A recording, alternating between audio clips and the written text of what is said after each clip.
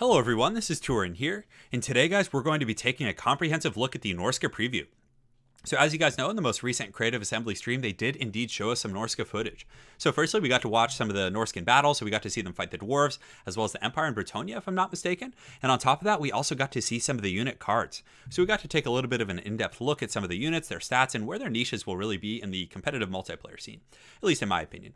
So firstly, let's begin by taking a look at the stat card for Wulfric the Wanderer.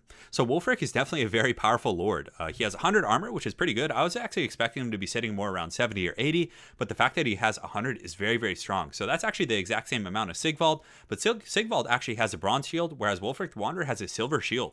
So I suppose Sigvald does have regeneration, which makes up for some of his lower stats in regards to, or in comparison to Wulfric. But Wulfric having that silver shield is going to be very nice, but of course he doesn't have regeneration like Throg or like Sigvald. So any damage that he does take in his duels or in his quest to hunt down other champions is definitely going to be permanent. But he does have 100 armor and silver shields.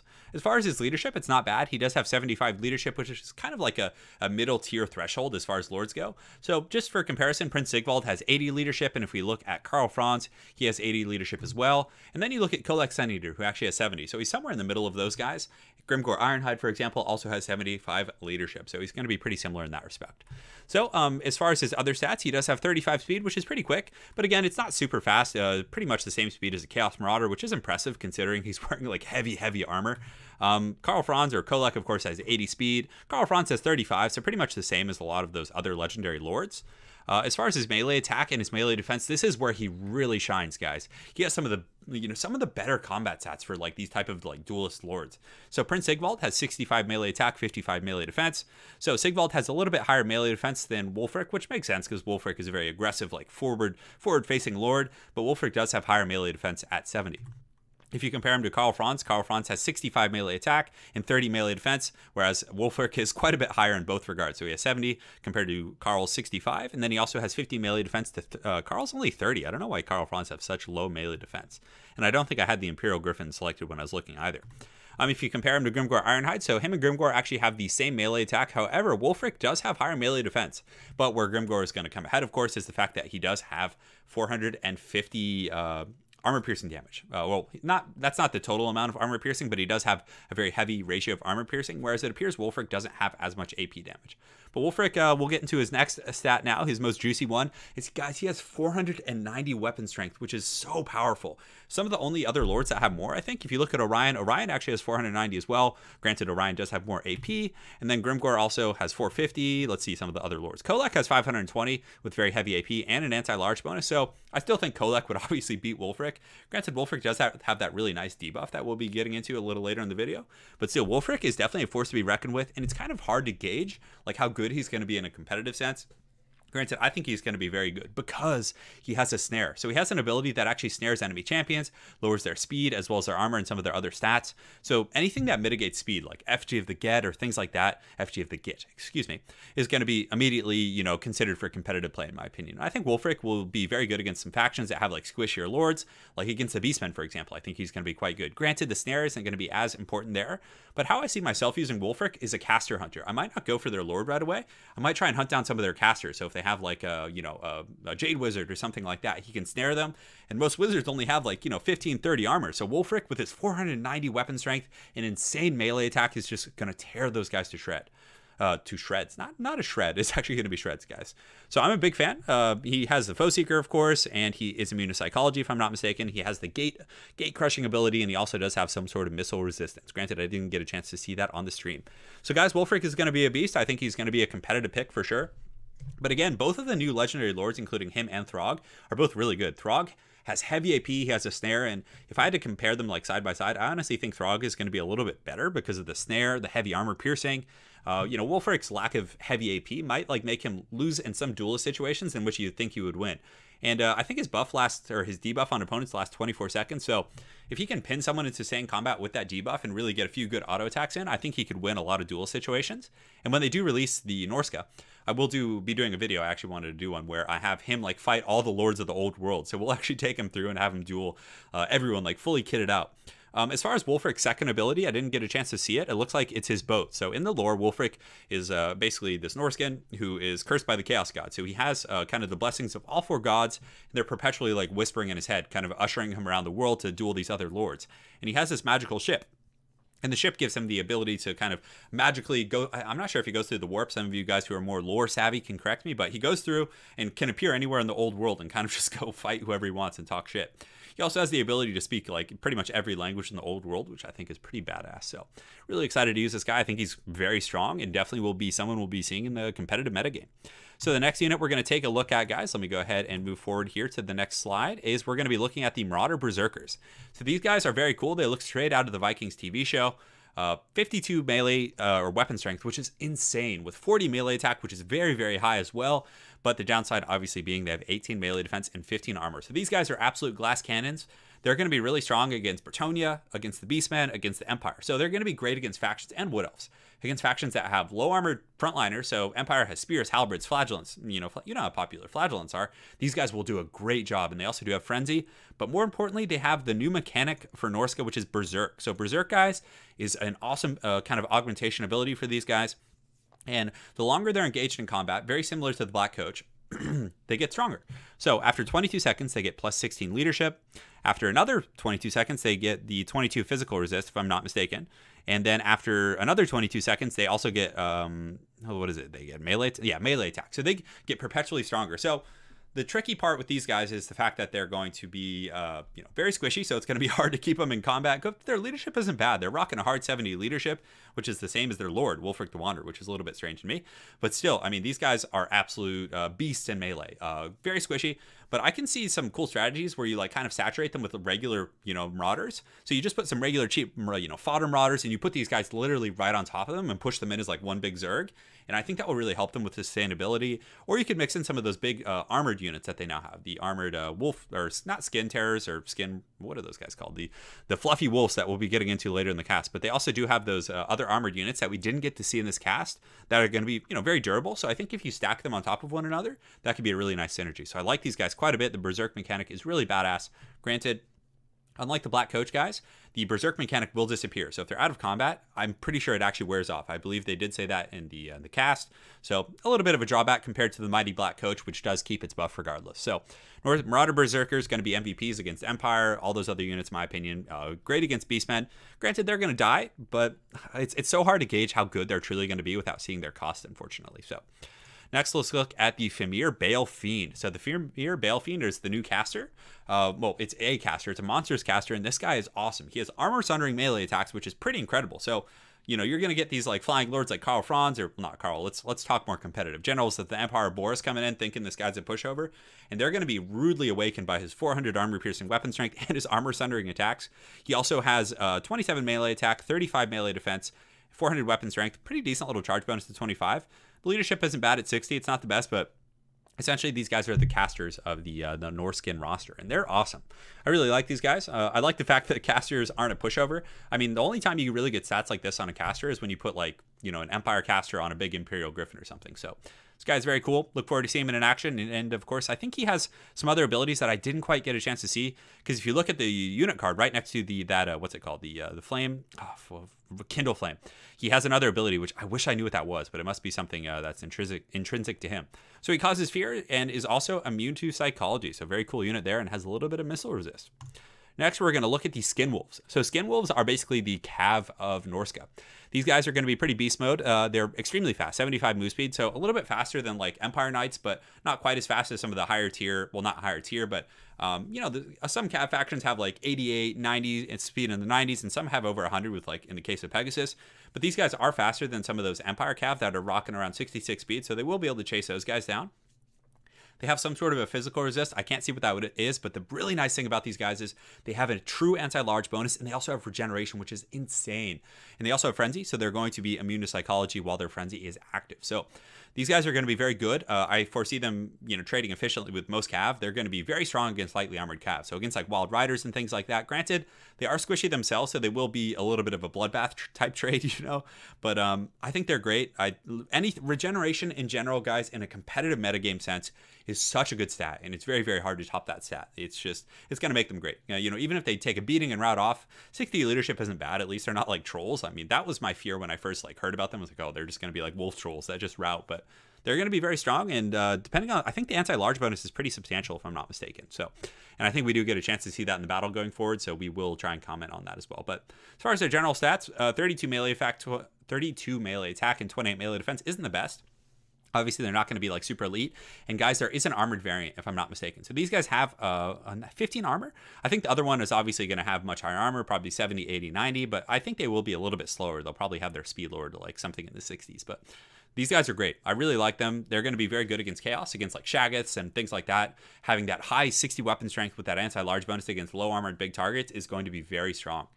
So I foresee these guys being a good counterpick to Giants, pretty good against Vampire counts as well, chasing down Mortis engines with that 75 speed, you know, all that kind of stuff. So really a big fan of these guys. Skinwolves are badass. Next, guys, we're going to be taking a look at the Frostworm. So the Frostworm is, you know, he's cool. I'm not a big fan of like big dragon type units. I feel like they get focused. I think when Total War Warhammer 2 comes out, dragons will be a lot more badass because of that breath ability. But 450 weapon strength, pretty standard protocol. He does have magic attacks, and on top of that, he has Frostbite. So the Frostbite, if I'm not mistaken, slows by like 45 or 50%, which is one of the things that's going to make this guy, you know, a potential pick. So if you're trying to really goon hard, you have, let's say you have Wulfric, right? And you really want to get Wulfric. You get the big dragon, the dragon goons someone, slows them with the Frostbite, and then Wulfric snares them with his speed, and they're not going to get away. So I think that's one of the strongest things about Norsca in general is their Frostbite. Their Frostbite is insane.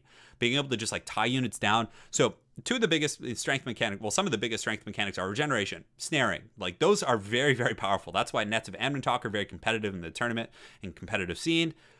So I think Norsca is going to be, you know, a good faction. I haven't seen a lot of their armor-piercing units, and granted, I have a feeling for AP they're going to rely very heavily on trolls, so that's a little bit of a concern of mine. But if they do have Throg, and I know that in the campaign there's been whispers, well, not whispers, but if I'm not mistaken, Throg does buff other trolls in terms of their leadership, being the king of trolls. So if that applies to multiplayer, man, that is going to be really good. So Frostworm's pretty neat, causes fear and terror. Definitely very cute and fluffy. Next, we're going to move on to the Marauder Hunters, and I love these guys. They're like a cool hybrid Marauder unit, very squishy, poor leadership, 35 move speed, which is fast for most infantry, and basically they have the combat stats of like a little bit of a weaker Marauder with 28 melee attack and 20 melee defense, and 28 melee weapon strength, which isn't bad, but they have armor-piercing missiles, which is going to be so good. So I can see these guys being used in droves against armored factions. So it's against dwarves. I foresee there just being a horde of these guys, like 6 or 8 of them, just like chucking armor-piercing spears from over the heads of their frontline troops, and it's going to be really fun to see these guys in action. I like them quite a bit. Good utility, good jack of all trades type unit, and if they're really cheap, like if they're, you know, 475 or 500, I can see these guys being used in a lot of matchups. Like, for example, you have Wulfric. You use the debuff, you snare an enemy armored lord who's kind of in the middle of, you know, exposed a little bit. You frostbite them, and then these guys can just like, with sheer density, can just pepper that guy down. Granted, they're going to be very micro intensive. They're squishy. They have poor leadership. If you let them get caught out or like charged by like Forsaken or, you know, Battle Pilgrims or any sort of cav riding them down, they're just going to be put in a trash can. So again, it's fun to just kind of hype up all these units and make them seem like they're all going to be super good and easy and fluffy. But, you know, in reality, these guys are going to be quite micro intensive. So, and it doesn't look like, do they have Berserk? I think they do have the Berserk mechanic as well, which is pretty neat. Next, guys, we're going to be taking a look at the Norscan Giant. So he basically just like a big derpy Hodor. Not much to say about him. He doesn't have Frostbite. It's basically just a regular giant. I think some of his stats. And guys, in the unit cards they did show on stream, they did have the ultra funds or ultra large army size enabled. So the HP pools are kind of bloated with a lot of these units. Just, you know, something to take into account. But it's basically just a regular giant. Nothing much to say here other than it's a big derpy Hodor, and he is very cool looking. He kind of looks like a Dr. Seuss character a little bit. I'm actually going to do some meme thumbnails with him with Dr. Seuss thumbnails when the release happens. So cool stuff. So next, guys, we're going to take a look at the Norscan Ice Trolls. So these guys, like, they're so freaking cool. I love that they, I mean, obviously, like regular trolls, they have regeneration, good armor piercing damage. And with Throg, I think they could be good if he buffs it. If Throg buffs troll leadership, trolls on paper are amazing units, like insanely good. But the big issue is that they have like leadership in the 30s. So one rear charge lowering them by like 14 or 15 basically sends them wavering. So trolls, these guys more importantly have Frostbite. So if people come in and like, oh, I'm just going to go goon one of this, like try and take out Wulfric or, you know, any of these, the Femir Bale Fiend in the back, these Norscan Eye Trolls, you're not going to get away from them. They have 54 speed, which is very fast. And then they have the Frostbite, which if I'm not mistaken slows by almost half of the movement speed. So these guys are going to be great anti-cav. So you just use some Marauders as bait, some of the Marauders with spears, and have these guys supporting them. And I have a feeling that synergy of units, the Norsca Ice Trolls plus some Marauder spears, which they now have in the game, are going to be able to deal with most cav compositions and are going to be very punishing for mistakes. So if you come in against Norsca and you're not prepared and, they get that Frostbite on you, you are definitely in for some trouble once Big Daddy Wulfric or Big Daddy Throg gets there. So guys, we're now going to take a look at Throg. Throg is probably my favorite unit on the Norscan roster. From a lore thematic standpoint, I really like Wulfric, but Throg I think is going to be one of the more competitive picks. So let's compare him to some of his other lords. So Throg has 55 armor, which isn't bad. I mean, it's decent. At least he has some. 70 leadership, so pretty much the same leadership as Wulfric.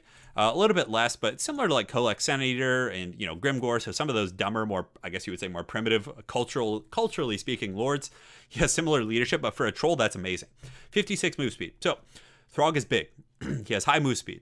He can charge through formations of infantry. He can hunt lords. This guy, as much as Wulfric is the Wanderer, the Hunter of Champions, this guy is going to be the true Hunter of Champions. He has Frostbite, really good melee attack, same melee defense as Wulfric, but his melee attack isn't as high. But guys, I would trade 10 melee attack for Frostbite any day. Frostbite is an incredibly strong mechanic.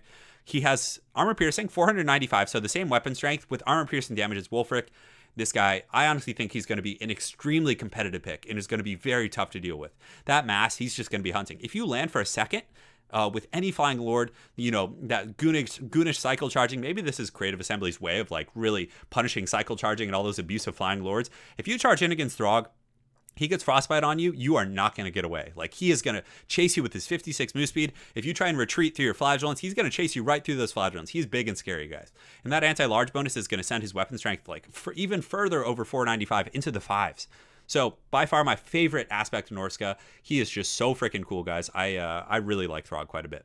And he has a charge bonus of 50, which is not bad at all. And on top of that, he does also have some of these some abilities. I think one of them is going to be the crown. I forget what it's called off the top of my head. I'm sure Indie Pride or Italian Spartacus touched upon that. But yeah, it's really awesome, guys, and I'm looking forward to seeing this bad boy in action. And the last unit we're going to take a look at is the War Mammoth. So this is definitely one of the units that everyone is very excited for. And Creative Assembly did state that there are 3 different variants of Mammoths, and I believe this is the more upgraded one, the armored one. Because again, a lot of monsters units like Giants usually rock around like 15 to 40 armor, but these guys actually do have a hard 70 armor, which is not bad at all. And it'll definitely help out a little bit against the little pokes from Spearmen and different units like that. But still, the leadership is okay. It's actually 70, but it's still not quite as good as like Giants. So Giants, for example, I think actually all have like around 100 leadership and are pretty damn hard to break. So these guys will definitely be susceptible to a little bit of routing. Granted, they do cause fear and terror, and as such, they are going to be immune to those mechanics. His speed is 56, which isn't bad at all. Generally, I see these guys being used as like more of a frontline unit. I don't see anyone getting terribly fancy and trying to use these guys as flankers. What you really want to do with these guys is basically just straight up a return to the kingdom. You just want to run into their line and just like tear apart their troops. You want to get into great swords. You want to get into black orcs. All those different type of units and really try and like make them shine there. They don't have the highest melee attack and melee defense, so they're not going to be like outstanding at like taking out enemy lords and high value units with like really high defensive stats. But you really, again, like I mentioned before, want to use them as like a splash damage type unit. They have 525 weapon strength, which is very heavy duty, and I can only assume that a ton of that is heavy armor piercing damage. They also do have an anti-infantry bonus, so as Creative Assembly is kind of hinting at with that anti-infantry bonus, they are definitely designed for anti-infantry.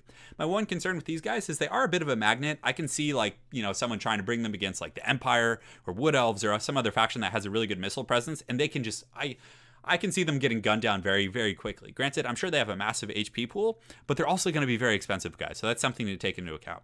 Their charge bonus is 80. So again, they're going to be a heavy shock damage in the, shock damage unit in the front line. You're going to want to use them to bowl over the infantry and just cause mass fear and terror routing.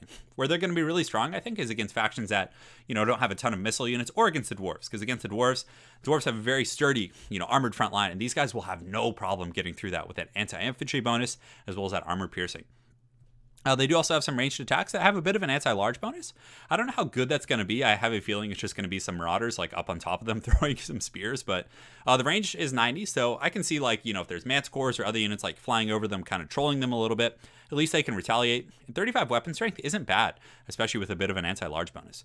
So guys, that concludes our look at the unit cards. So let's go ahead and jump into one of these battles here, and I think we're actually going to take a look at the Bretonnian battle. So guys, stay tuned and let's get going. And now we are here with a live battlecast between Norsca, who's going to be facing off against Bretonnia. So Norsca is going to be piloted by a Creative Assembly employee, and he's going to be facing off against the mighty AI, who's going to be leading Bretonnia. So guys, let's go ahead and take a look at some of these new units, and we can go from there. So it looks like the Norscan player is going to be pushing in those Mammoths straight into those Foot Squires, which is exactly where they want to be. So something I've observed from the Mammoths, at least from these battles, is that they don't do quite as much shock damage as, let's say, a Chariot does. But when they get in there, they still do very good shock damage with a very, very high charge bonus. But more importantly, they have very good staying power. So they can stay in there and just perpetually deal that splash damage. So you can see in the front, the Norscan player is going to be getting these skin wolves. It is going to send them right into those Knights of the Realm, I believe, over on the far side. It's a little bit hard to tell, but more importantly, guys, let's take a moment to watch this nice slow motion Mammoth play. So you can see it gets in there, does really nice splash damage. It has relatively low melee attack and melee defense, but against like high density units like this, for example, like Foot Squires, it's going to do some great damage. So it gets in there. You guys can see something else to point out is the balance of power is very heavily favored for the Norscan player. So clearly they kind of stacked the Norscan army a little bit for the sake of this preview, but guys, we get to see Mammoths doing some serious work. But the Knights of the Realm over on the far side have engaged against the Skin Wolves, which is going to be a pretty even matchup. Granted, the Knights of the Realm do have some armor, which is going to be tough for the Skin Wolves, who have, you know, somewhat low armor piercing. But still, they're the Skin Wolves are trading pretty evenly. You can see that one group of the Skin Wolves takes quite a beating, but one of those Knights of the Realm also took some damage as well. Over on the far side, you can see the Mammoth is going to be fighting, I think, more Knights. So even though the Mammoth on its tooltip does say it's like anti-infantry, it's still going to do well. I mean, against like cav and big units like that, because it has such massive AP damage. So you can see the other group of Skin Wolves is going to be coming around, engaging on those Knights of the Realm, and hopefully they can get the charge bonus. You also see the front line of Berserkers going up, and you know, now that the Mammoths have taken the brunt of it, you can see a lot of those Knights of the Realm and other units like, not Knights of the Realm, the Foot Squires and Battle Pilgrims have kind of gotten engaged on the Mammoths. Then the Berserkers can come in and really, really shine. And Berserkers, as far as like the metagame goes, I think they're going to be really good against like Bretonnia and factions with light infantry. So, granted, you saw earlier the Knights of the Realm did pretty well against the Skin Wolves and were trading effectively, but now you get this 2-on-1 situation, and you also get that they get the charge bonus. So they get in there and they do heavy damage. The Knights of the Realm did not get their charge bonus. So as you can see, the 2-versus-1 situation is one-sided, but what I see the Skin Wolves being very good at is like moving through infantry, because cav usually have a hard time getting through infantry, but these type of monstrous units, I'm really eager to see if they get through, like can push through infantry effectively. So you can see the Norscan Ice Trolls pushing into the main line, and they unfortunately are engaging against the halberds and spears. I would have liked to see them get more on the Foot Squires, but still they're going to perform well with the support of all those fodder units. Also the Norscan, I think those are the Norscan Hunters if I'm not mistaken, or actually those are just more Berserkers, but you can see King Lewin lurking in the background, and he is definitely in the wrong neighborhood. That Mammoth and that Frost Drake with the Frostbite ability are going to slow his movement speed by like 50%. And then on top of that, the anti-large from the Skin Wolves are going to be very good. Granted, Skin Wolves don't have like the heavy AP to get through to him, but still with that Wyvern there and then that Mammoth back there, it's going to be a bad day at Blackrock. So it was really cool seeing all these units in action. We got to see, you know, some of the Berserkers in the front line, and they obviously did a pretty good job against Bretonnia. Granted, it was a very stacked matchup, so we didn't necessarily get to see like the most even battle there. But you can see the Frostbite, Lewin is actually slowed right now, so he's not going to be able to get away. And that's something that I think is going to be one of the highlights of Norsca, is the fact that they can be very punishing of lords and misplays. So if you come in against Ice Trolls or a Frostworm or against, you know, Throg, for example, who also has the Frostbite ability, it's going to be very hard to get away. So you can see Wulfric the Wanderer is coming in. Granted, the victory is already over, but he gets to come in and at least have the ceremonial victory here. But I was going to call them skin changers, but the Skin Wolves over here doing a pretty good job of trapping them down, and the Frostbite was definitely very, very strong. So guys, that was a brief look at the roster. If you guys want to go to the Creative Assembly stream, they also have the other battles. So they have one versus the Dwarves and one versus the Empire, but the only difference in those battles is you really get to see like the Wulfric get in there a little bit, but there you can see his ability, which is the I forget what it's called, but like the Hunter of Champions or something, but it slows his speed.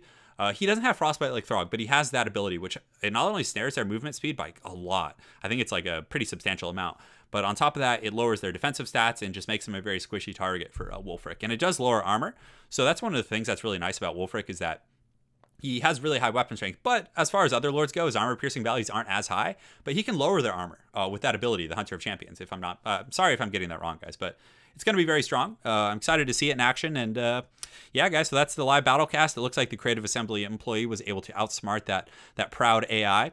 So guys, thanks again for watching. Hopefully you enjoyed this Norscan preview. And guys, more content coming soon.